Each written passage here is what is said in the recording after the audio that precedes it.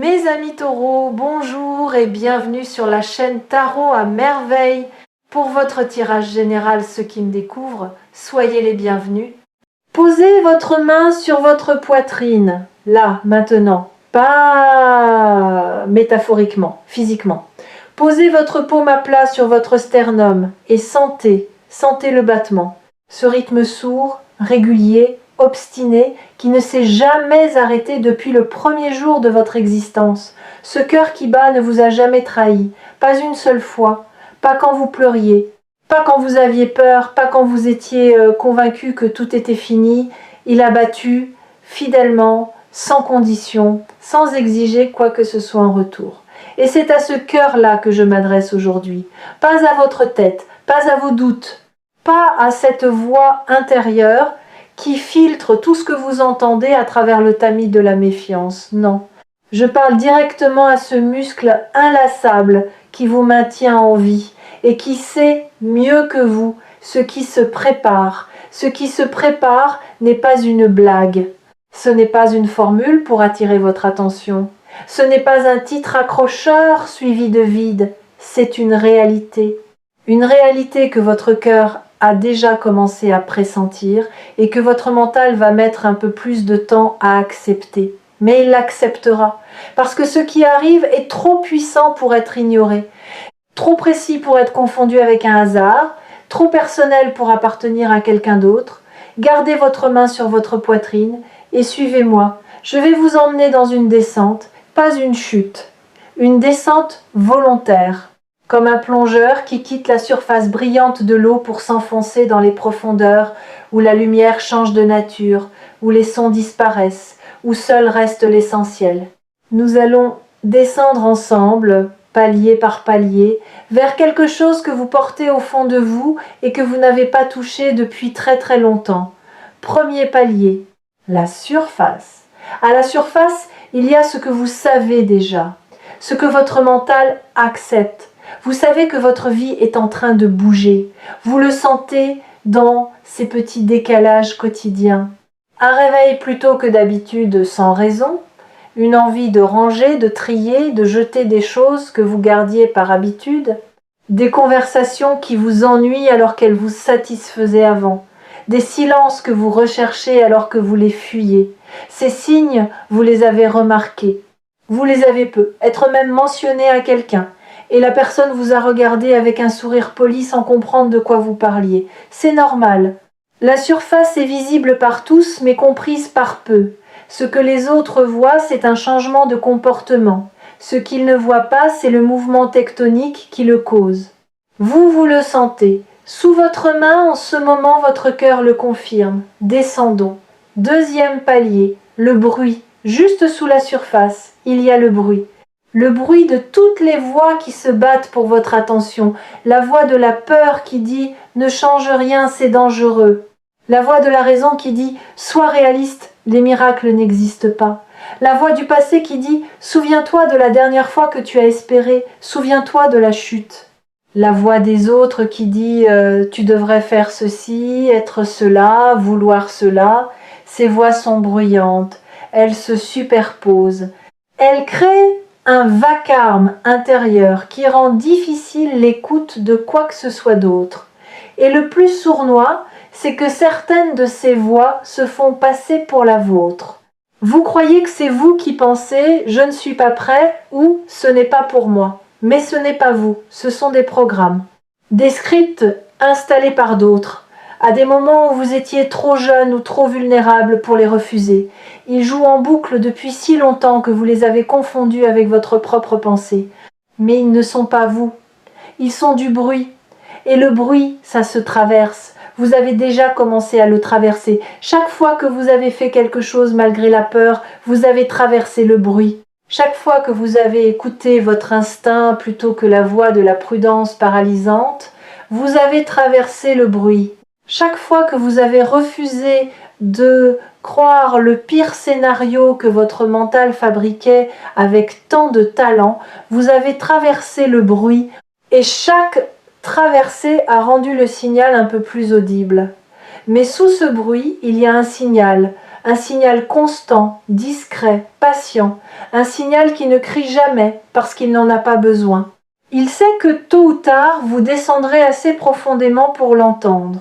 Et aujourd'hui, c'est ce jour-là. Pour descendre au palier suivant, vous devez faire quelque chose de simple mais de radical. Accepter que vous ne savez pas ce qui arrive. Que votre mental, avec toute sa puissance de calcul, est incapable de prédire ce qui se prépare. Et que cette incapacité n'est pas une faiblesse. C'est une porte.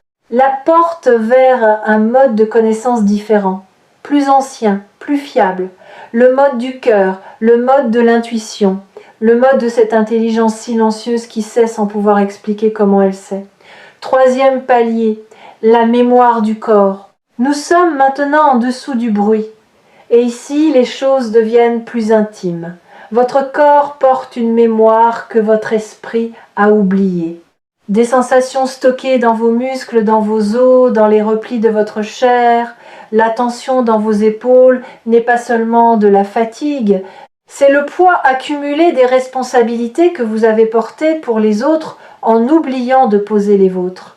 Le nœud dans votre ventre n'est pas seulement du stress, c'est l'empreinte de toutes les fois où vous avez avalé vos mots au lieu de les dire, où vous avez ravalé votre vérité pour préserver la paix d'un autre.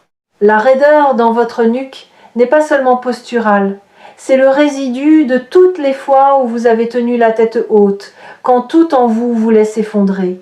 Votre corps est un livre d'histoire, et la tempête qui se prépare va tourner les pages, pas en effaçant ce qui est écrit, en ajoutant un nouveau chapitre, un chapitre où le corps apprend autre chose que la résistance, où il apprend le relâchement. La douceur, le droit au repos, le droit de ne pas être en alerte permanente, le droit de ressentir du plaisir sans le mériter par la souffrance. Vous avez peut-être remarqué que votre corps vous envoie des signaux différents depuis quelque temps, des envies nouvelles, de mouvement, de nature, de contact, de nourriture différente, d'eau, beaucoup d'eau, comme s'il se nettoyait de l'intérieur, comme s'il préparait le terrain pour accueillir une énergie qu'il n'a pas portée depuis longtemps, l'énergie de la joie sans condition, de la présence sans anxiété, de la vie vécue dans le corps plutôt que dans la tête. Ce changement physique n'est pas anodin, il est le socle de tout ce qui suit, parce que les transformations les plus durables ne commencent pas dans l'esprit, elles commencent dans la chair. L'esprit suit, toujours.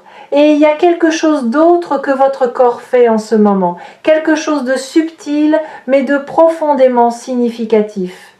Il redéfinit ses frontières. Pendant des années, vos limites physiques étaient poreuses. Vous absorbiez les émotions des autres comme une éponge. Vous entriez dans une pièce tendue et vous en ressortiez épuisé, chargé d'un poids qui n'était pas le vôtre. Vous portiez la tristesse de vos proches dans vos épaules, leur colère dans votre mâchoire, leur anxiété dans votre ventre. Votre corps ne savait pas faire la différence entre vos émotions et celles des autres. Mais quelque chose change. Vos frontières se redessinent, pas comme des murs qui excluent, comme une peau saine qui protège sans isoler. Vous commencez à sentir la différence entre ce qui vous appartient et ce qui appartient à l'autre, entre la compassion, qui reconnaît la douleur sans la porter, et l'absorption, qui la prend sur soi jusqu'à l'étouffement. Cette distinction, qui semble banale vue de l'extérieur, est en réalité le fondement de tout ce qui va suivre. Parce que un être humain qui ne sait pas où il s'arrête et où l'autre commence ne peut pas véritablement changer sa vie. Il change celle des autres, à son propre détriment. Vous êtes en train de récupérer vos contours, et ces contours, une fois redessinés, vont définir l'espace à l'intérieur duquel le changement va se déployer. Quatrième palier, les accords silencieux.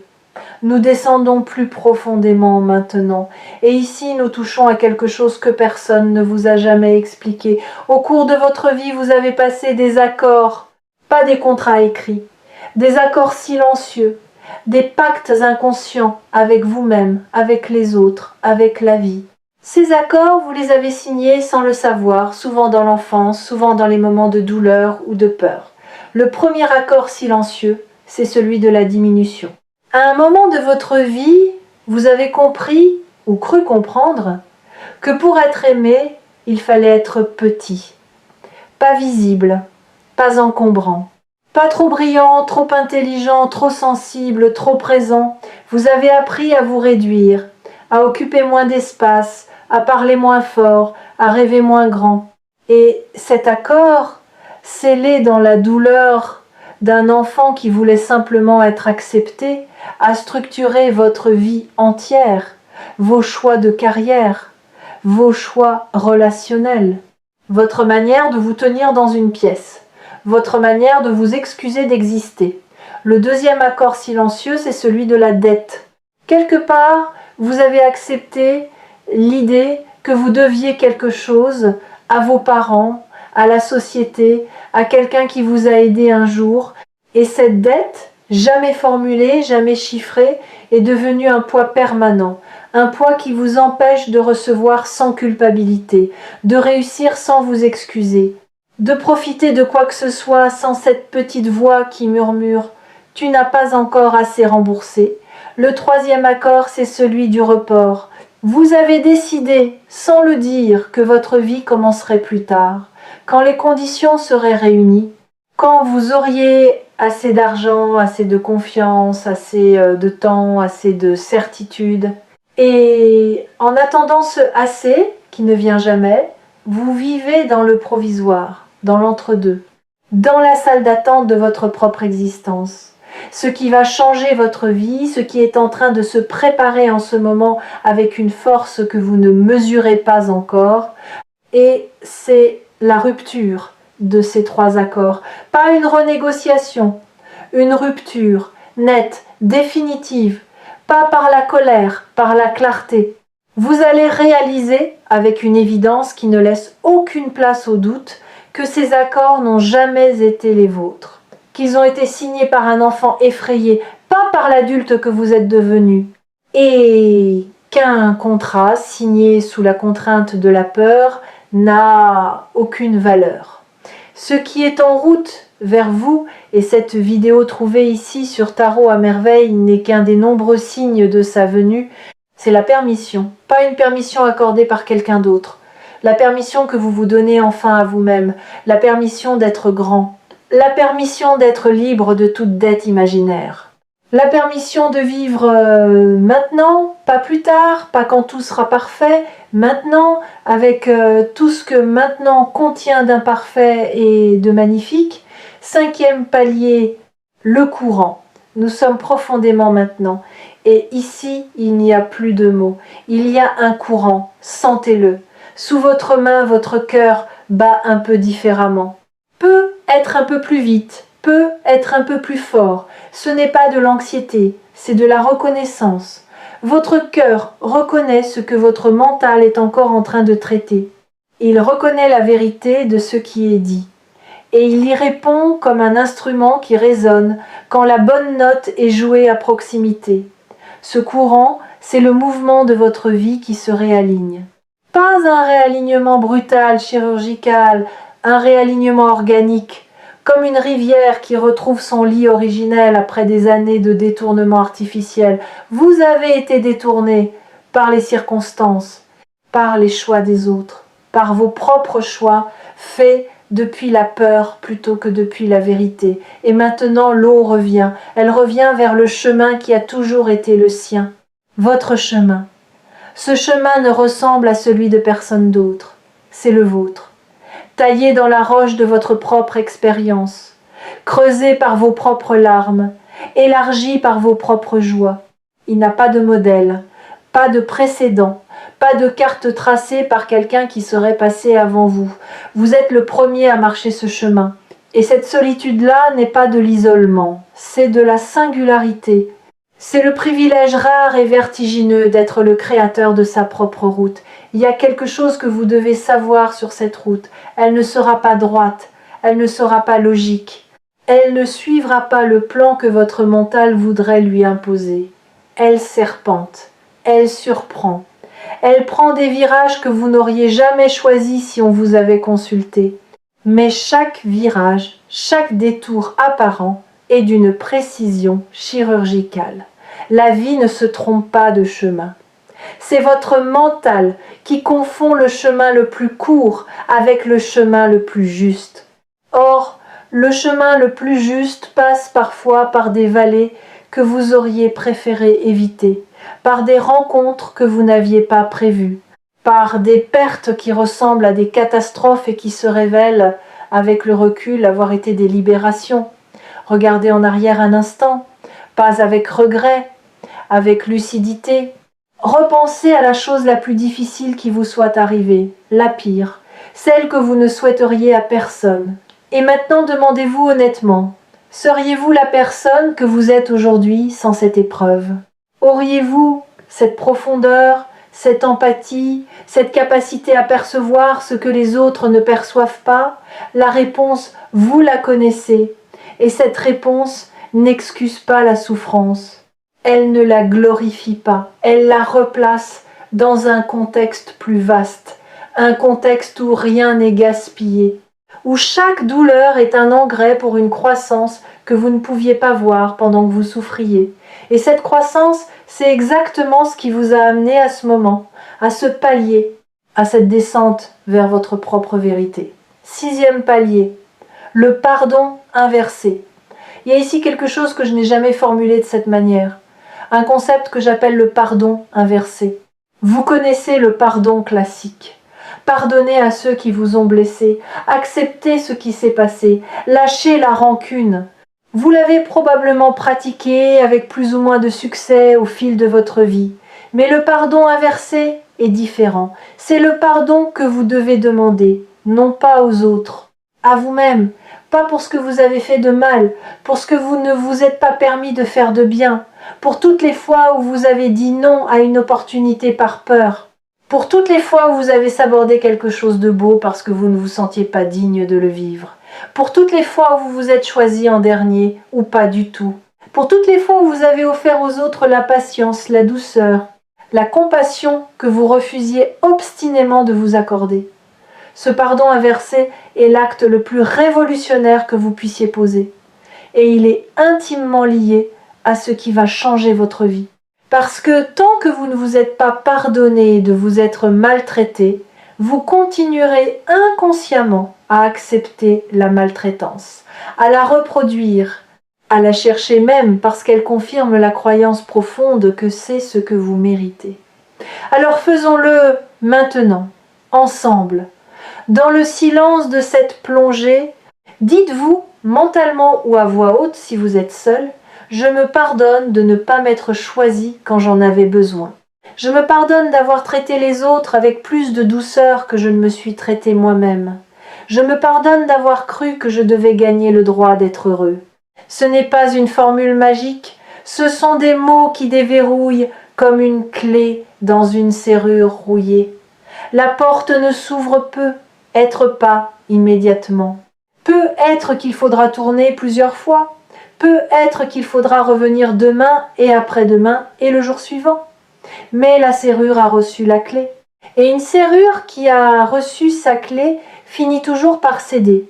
Quand cette porte s'ouvrira, ce qui se trouve derrière vous submergera d'une tendresse que vous n'êtes pas habitué à recevoir. Une tendresse venant de vous-même, dirigée vers vous-même.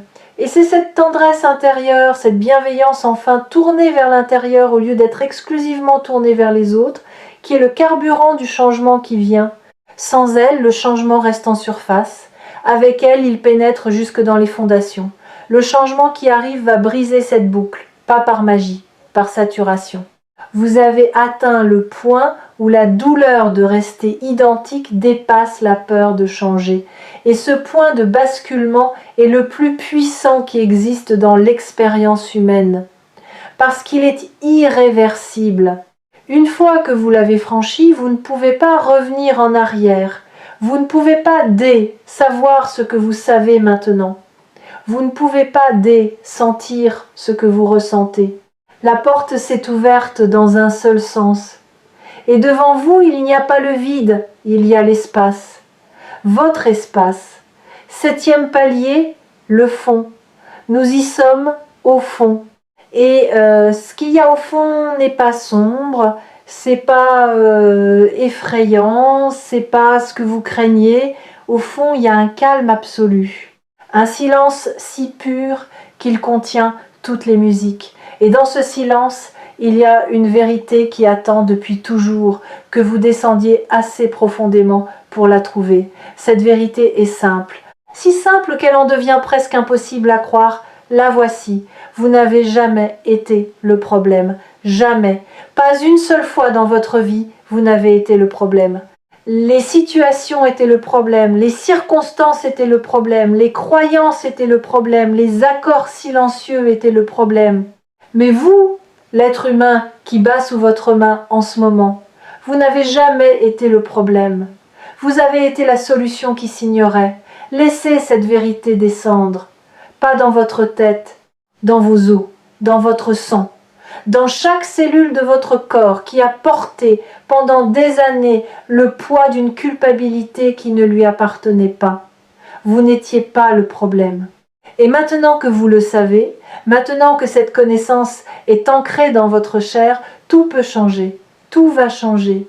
Non pas parce que les circonstances vont miraculeusement se transformer, mais parce que vous, face aux circonstances, serez quelqu'un d'autre, quelqu'un qui sait, quelqu'un qui n'a plus besoin de se justifier d'exister, quelqu'un qui occupe sa place, toute sa place, sans s'excuser et sans se diminuer. Les habitués de Tarot à merveille reconnaîtront dans ce message l'écho d'une vérité qu'ils sentaient monter depuis plusieurs lectures. Un fil conducteur qui se tisse de vidéo en vidéo, de message en message, et qui dessine lentement le contour d'une libération. Cette libération n'est pas à venir, elle est en cours. Maintenant, dans votre poitrine, sous votre main, remontons maintenant, lentement, palier par palier, remenons avec nous ce que nous avons trouvé au fond, cette vérité, ce calme, cette certitude nouvelle. Quand vous atteindrez la surface, le monde n'aura pas changé, les mêmes personnes seront là, les mêmes situations vous attendront, mais vous les verrez avec des yeux lavés par la profondeur, des yeux qui ne cherchent plus à fuir, à contrôler, à anticiper chaque menace, des yeux qui regardent la vie en face et qui disent « Je suis là, entièrement là, et je suis prêt ».